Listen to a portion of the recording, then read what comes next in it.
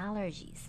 We often hear that we crave what we're allergic to. There are associations between food allergies and addiction. Although the mechanism for this may not be clear, we often see when one removes an allergen from their diet, their craving decreases. There is a model of addiction by Dr. Philpott, where he talks about initially when one eats a food that they may be allergic to, there's an intense reaction, as an intense symptom to that.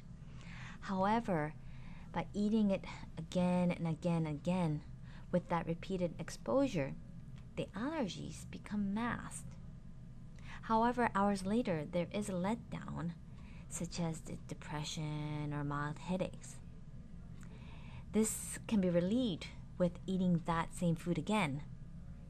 So with that re-exposure, you start to make a cycle of needing that allergic food to feel okay.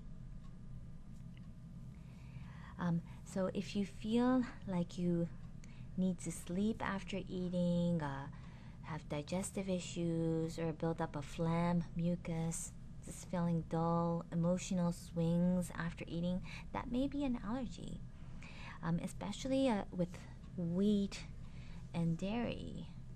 There is discussion of something called like opiate-like endorphin activity. Maybe you've heard the word leaky gut, where our intestinal lining is damaged, that the unbroken proteins in our food enter our bloodstream in not the usual manner, where not how it is supposed to go. It enters our cells, between our cells, and enters our bloodstream. And then there's a buildup of that endorphin-like activity. And the food sensitivity, we have seen blood sugar swings by eating another food that you're allergic to. This here, our clinic offers a food allergy panel, a blood test that can test for 95 foods. That is basic panel, and then an additional 95 foods, and that gives a big clue. Even though you may not notice a symptom towards a certain food, by doing that test, we can see how your antibodies are reacting to the various foods. There appears to be cross-sensitivities in allergies. If one is wanting sugar, they may also feel for coffee. There's a study viewing rehabilitation from alcohol addiction. They suggested limiting caffeine, and by doing that, that helped decrease the craving for alcohol. Then there are various chemicals in food, not just caffeine. Again, I bring up chocolate. There's a phenylethylamine. I spelled this wrong on my PowerPoint. It's phenylethylamine, and that can increase that opiate-like runner's high. And that is often mentioned that might be the reason why people like chocolate. There's other chemicals in chocolate that is discussed also. MSG, that is said to stimulate your nervous system. And then environmental allergies, exhaust, scent, that can actually be affecting the appetite switch. There's a book, 7 Weeks to Sobriety, by Joan Matthew Larsen, and she talks about how cleaning agents may be triggering addiction to alcohol. So there are various points where it can set a stage for a certain craving. This is not allergies, but I bring up heavy metal toxicity, how that may interfere. Certain heavy metals in our system can interfere with our neurotransmitter balance, and that can also slow down our metabolic processes, and then that can be also an issue. That can be also an issue with blood sugar. It's connecting with so many different factors in our system. And chelation test. We do offer, our practitioners may work with injecting an agent to see, and then collecting the urine for 6 hours to see how much heavy metals we are holding in our body. Another test could be a hair mineral test to check for essential minerals and heavy metals in our hair. Now, if one needs sugar all day long, have IBS, irritable bowel issues, sinusitis, vaginitis, prostatitis, athlete's foot, or if one has a history of taking birth control pills or antibiotics, if these may apply, there may be a potential imbalance in your gut flora. And at that time, pathogenic bacteria, yeast, or parasites are taking residence in your gut. Candida yeast are normally present in our GI tract. However, with a negative incident weakening the immune system, they start to rapidly overgrow.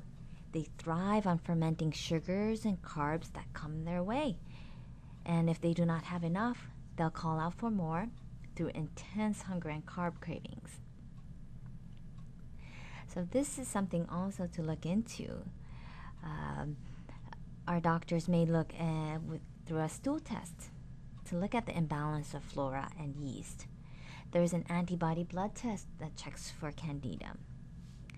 There are various studies associating candida yeast infections with blood sugar issues. A study involved non-diabetic women with recurrent vaginal candidiasis, and they saw a 25% higher hemoglobin A1C.